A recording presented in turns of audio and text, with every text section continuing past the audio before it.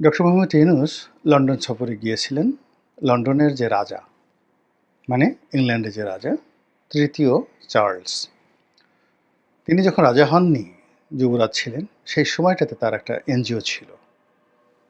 সেই এনজিওগুলো যা হয়, এই বিভিন্ন রকম সলসা তৈরি করে, ফান্ড কালেকশন করে, সারা পৃথিবীতে একটা বেস তৈরি করে, নেটওয়ার্ক তৈরি করে, এবং তারা বিভিন্ন লোককে ডেকে ডেকে পুরস্কার দেয়। তো এখন সেই সকল পুরস্কার আপনি তো জানেন যে প্রতিটি পুরস্কারের পেছনেই একটা লেনাদেনা থাকে। যেমন দেখা গেল যে উগান্ডার ধুলু মিয়াকে একটা পুরস্কার দেয়া হবে। এখন ব্রিটেনের রাজার হাত থেকে একটা পুরস্কার নিবে, ধুলু মিয়া এটা নিয়ে মানে উগান্ডাতে গিয়ে ভীষণ রকম বোমা ফাটাবে, ঢোল বাজাবে, যে আমি কি আর যেন তেন মানুষ, আমাকে ব্রিটেনের রাজা ডেকে নিয়ে নিজ হাতে পুরস্কার দিয়েছেন, আমি আর এখন ধুলু মিয়া নই, ইত্যাদি ইত্যাদি অনেক কিছু। তো এই কারণে ধুলু মিয়ারই যে সম্মান বাড়ে, এই জন্য রাজার যে এনজিও, সেই এনজিওকে অনেক সময় ধুলু মিয়া দেখা গেল ১০০ কোটি টাকা দিয়ে দিল, ২০০ কোটি টাকা দিয়ে দিল। তো এরকম ইউরোপ এবং আমেরিকার অনেক পুরস্কার আছে, যে পুরস্কারের পিছনে কখনো কখনো হাজার হাজার কোটি টাকার লেনদেন, ব্যবসা বাণিজ্য ইত্যাদি জড়িত। তো যা হোক, এই যে ব্রিটেনের রাজা তৃতীয় চার্লস, তিনি ডক্টর মোহাম্মদ ইউনূসকে যে পুরস্কার দিলেন, কেন দিলেন, কি কারণে দিলেন, কিভাবে দিলেন, কিভাবে ডক্টর মোহাম্মদ ইউনূস এই পুরস্কার পেলেন, কেন পেলেন, এসব নিয়ে আমাদের কোনো আগ্রহ নেই, একেবারে আগ্রহ নেই। এর কারণ হলো যে একজন মানুষের প্রতি আগ্রহ থাকার জন্য যে ধরনের পরিবেশ পরিস্থিতির দরকার, সেটি ডক্টর মোহাম্মদ ইউনূস অনেক আগে নষ্ট করে ফেলেছেন। ফলে এখন তিনি ইংল্যান্ডে গেছেন, যাওয়ার পরে সেখানে ইতিবাচক বিষয়ের চাইতে নেতিবাচক যে বিষয়গুলো, সেই বিষয়গুলো নিয়ে আমরা বেশি আলোচনা করছি। এবং আপনি দেখবেন আমাদের সমাজের অপছন্দের মানুষগুলো যখন বিপদে পড়ে, আমরা ভীষণ রকম খুশি হই।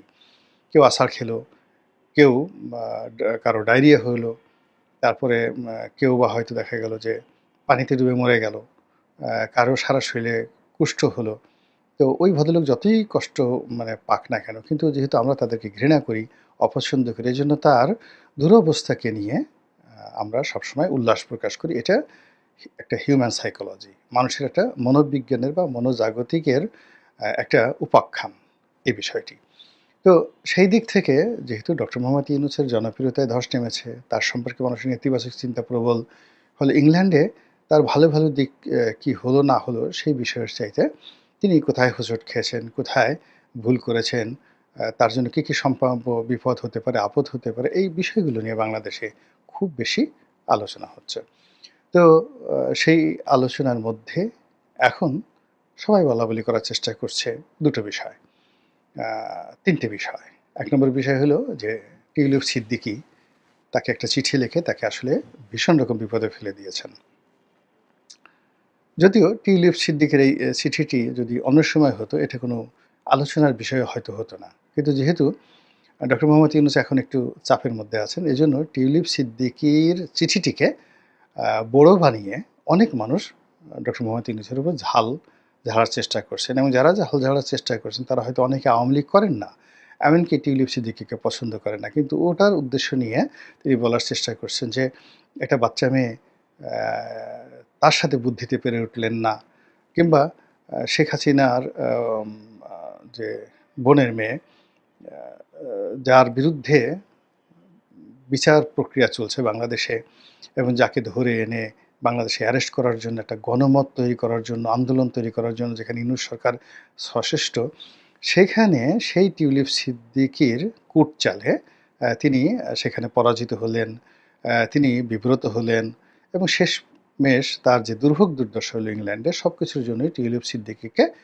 ইউনূস বিরোধী যারা রয়েছেন তারা মানে ক্রেডিট দিচ্ছেন টিউলিপ সিদ্দিকীকে। আর তাকে বলছেন যে যে টিউলিপ সিদ্দিকীর সাথে পারে না, সে আর অমুকের সাথে কি পারবে, তো ইত্যাদি কথাবার্তা। সবচেয়ে বেশি বিপদে পড়েছেন তিনি, সেটা হলো ব্রিটিশ প্রধানমন্ত্রীর সঙ্গে তার দেখা করার চেষ্টা, এবং এই বিষয়টি কূটনৈতিকভাবে মোকাবেলা করতে না পারা, এবং সর্বশেষ ব্রিটিশ প্রধানমন্ত্রীর দপ্তর থেকে তাকে না করে দেওয়া। এখন আমার কাছে যেটা মনে হয়েছে যে তিনি যদি শুধুই বলতেন যে আমি একটা পুরস্কারের জন্য যাচ্ছি, এখানে অন্য কোনো সরকারি দায়িত্ব নাই, কর্ম নাই, তাহলে এটা তার জন্য খুব নিরাপদ হতো। দ্বিতীয়ত তিনি যদি সবকিছু বাদ দিয়ে যদি বলতেন যে আমি আসলে রাজনীতির জন্য ইংল্যান্ডে যাচ্ছি, সেখানে তারেক রহমান সাহেবের সঙ্গে একটা বৈঠকের জন্য যাচ্ছি, আর বৈঠকের এই সময়টির মধ্যেই যেহেতু একটা পুরস্কার হচ্ছে এবং সেখানে আমার নাম আছে, এজন্য আমি খরচটা কমানোর জন্য, রাষ্ট্রীয় খরচটা কমানোর জন্য আমি দুটো প্রোগ্রাম একসাথে রেখেছি এবং ব্রিটিশ সরকারের সাথে আমার কোনো লেনাদেনা নেই। এভাবে যদি তিনি খুব স্ট্রেট এবং ফরওয়ার্ড ওয়েতে কথাগুলো বলতেন, তাহলে আমরা সমালোচনা করার সুযোগ পেতাম না। কিন্তু তিনি যেহেতু পলিটিক্স করেছেন, তার লোকজন যারা আছে তারাও পলিটিক্স করেছে, আর এখন সেই পলিটিক্সের একেবারে যাকে বলা হয় বলির পাঠা হয়ে পড়েছেন তিনি এবং তার যারা লোকজন তারা সবাই। তো যাই হোক, এখন ব্রিটিশ প্রধানমন্ত্রী তার সঙ্গে দেখা করেননি, যদিও এটি তার প্রোটোকলের মধ্যে ছিল না, অর্থাৎ ডক্টর মোহাম্মদ ইউনূস কিংবা ব্রিটিশ প্রধানমন্ত্রী তাদের যে শিডিউল অফ বিজনেস এই মুহূর্তে রাষ্ট্রীয় পর্যায়ে তেমন কিচ্ছু নেই যে দুজনের দেখা সাক্ষাৎ হতে পারে। দেখা সাক্ষাৎ হলে বড়জোর একটা ফটো সেশন হতো, হ্যান্ডশেক হতো, তুমি কেমন আছো, আজকের আবহাওয়াটা কেমন, ইত্যাদি কথাবার্তা হতো। কিন্তু ওইরকম গুরুত্বপূর্ণ তাদের মধ্যে কিছু ছিল না। কাজেই এই একটা অপ্রয়োজনীয় বিষয়টিকে সামনে এনে, অর্থাৎ তার সঙ্গে দেখা করতে যাওয়ার যে চেষ্টা, এটাই ডক্টর মোহাম্মদ ইউনূসের ভুল হয়ে গেছে। দ্বিতীয়ত আবার সেটাকে তিনি প্রকাশ করে দিয়েছেন নিজে নিজেই, এবং ওখানে যিনি ব্রিটিশ প্রধানমন্ত্রী তার ভিন্ন মতের যে সকল পত্রপত্রিকায় রয়েছে সেখানে তিনি সাক্ষাৎকার দিয়েছেন এবং প্রধানমন্ত্রী যে তার সঙ্গে দেখা করেননি এটা তিনি নিজেই বলেছেন। এটা আরও বলতে গেলে কাটা ঘায়ে নুনের ছিটা দেওয়ার মতো অবস্থা তৈরি হয়েছে এবং তার এই ব্যর্থতাকে আমরা বোল বাজাচ্ছি। তিনি এই কাজগুলো করেছেন। তো এর ফলে কি হলো, ডক্টর মোহাম্মদ ইউনূসের যারা সমর্থক তারা প্রথমে বিষয়টা আন্দাজ করতে পারেননি, কিন্তু এখন ইতিমধ্যে অনেকগুলো ঘটনা ঘটে গেছে। ঘটে যাওয়ার পর তারা বুঝতে পারছেন যে হায় হায়, এ কী হলো, এখন কি হবে, তো আমরা এ কাজ কেন করতে গেলাম। তো এর ফলে কি হলো, ইউনূস সমর্থক যারা রয়েছেন তারা নানা রকম আবার কাউন্টার প্রচারণা শুরু করেছেন এবং এই সকল প্রচারণা অনেকটা স্যাটায়ারের মতো শোনা যাচ্ছে। দেখলাম যে তারা অনেকেই ফেসবুক, ইউটিউব, টুইটারে বলার চেষ্টা করছেন, লিঙ্কডইনে বলার চেষ্টা করছেন যে ব্রিটিশ প্রধানমন্ত্রী খুব মন্দ কাজ করেছেন এবং এই কাজগুলো তিনি করতে গিয়ে তিনি রাজার রোষানলে পড়বেন, যে রাজা যাকে ডেকে নিয়েছেন পুরস্কার দেওয়ার জন্য, আর সে রাজার মেহমানের সঙ্গে রাজার প্রধানমন্ত্রী, রাজার অধীনস্থ প্রধানমন্ত্রী সে দেখা করলো না। এর চেয়ে বেয়াদবি আছে? রাজা কি তাকে ক্ষমা করবেন? এই গেল এক। অন্যদিকে বলার চেষ্টা করছেন ব্রিটিশ পার্লামেন্ট তো আর বাংলাদেশের শেখ হাসিনার পার্লামেন্টের মতো না, খালেদা জিয়ার পার্লামেন্টের মতো না। সেখানে এটা নিয়ে ভীষণ বিতর্ক হবে এবং সমস্ত বিরোধী দলীয় সংসদ সদস্য থেকে শুরু করে এমনকি লেবার পার্টির যারা সংসদ সদস্য তারা ডক্টর মোহাম্মদ ইউনূসের পক্ষে দাঁড়িয়ে যাবেন এবং তারা একজন বাংলাদেশের স্বনামধন্য ব্যক্তি, প্রধানমন্ত্রীর পদমর্যাদার একজন কর্তা এবং বিশ্বনন্দিত 3-0 থিওরির প্রবক্তা, নোবেল লরিয়েট ডক্টর মোহাম্মদ ইউনূসকে ইংল্যান্ডের মাটিতে এইভাবে অপমান করে ব্রিটিশ জাতির যে সৌজন্যবোধ, জ্ঞান, বুদ্ধি এগুলোর প্রতি মানুষের অনাস্থা যে তৈরি করেছেন বর্তমান ব্রিটিশ প্রধানমন্ত্রী, এর জবাবদিহি তাকে করতে হবে। এমনকি এজন্য যদি পার্লামেন্টে ভোটাভুটি হয় এবং পার্লামেন্ট সদস্যরা যদি ডক্টর মোহাম্মদ ইউনূসের পক্ষে ভোট দেয় এবং এখন যিনি প্রধানমন্ত্রী রয়েছেন মিস্টার স্টমার তাকে পদচ্যুত করে, এটা ব্রিটেনে অস্বাভাবিক কোনো বিষয় না। এরকম অহরহ অনেক প্রধানমন্ত্রী চলে যায়, যেভাবে ডেভিড ক্যামেরন গেছেন, যেভাবে বরিস জনসন গেছেন, তারপরে থেরেসা মে গেছেন, অনেকেই গেছেন, ট্রসকান গেছেন, অনেকগুলো প্রধানমন্ত্রী চলে গেছেন, তো উনিও চলে যাবেন। এটা অনেকে বলার চেষ্টা করেছেন। আবার অনেকে বলার চেষ্টা করছেন যে এই লোকটার কি অর্থাৎ ব্রিটিশ প্রধানমন্ত্রীর কি মান সম্মান নাই?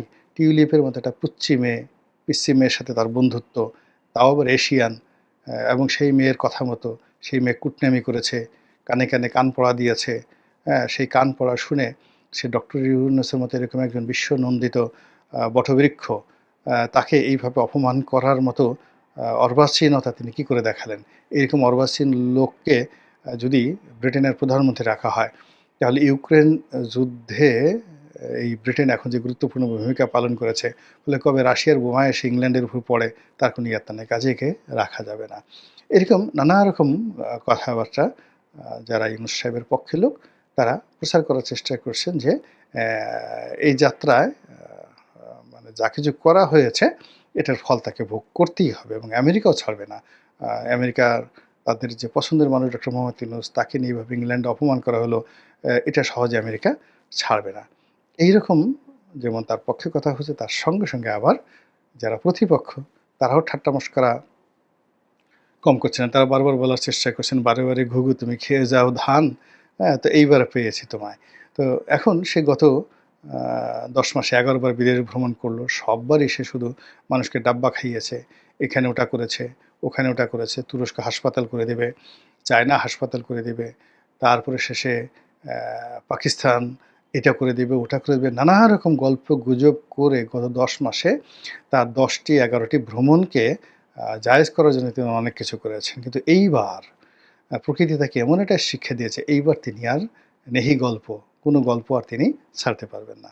এবং সর্বশেষ যেটা সবাই বলি করছে, বিএনপির যারা লোকজন তারা তো অবশ্যই বলছেন যে ডক্টর মোহাম্মদ ইউনূস যদি শেষ পর্যন্ত তারেক রহমান সাহেবের দ্বারস্থ না হতেন এবং তারেক রহমান সাহেবের সাথে দেখা করে তিনি নিজের ইজ্জত বাঁচিয়েছেন এবং তারেক রহমান সাহেব যদি দয়া পরবশ না হয়ে যদি রূঢ় হতেন এবং তার সঙ্গে দেখা না করতেন, তাদের বৈঠক না হতো, তাহলে ডক্টর মোহাম্মদ ইউনূসের না জানি কি হতো।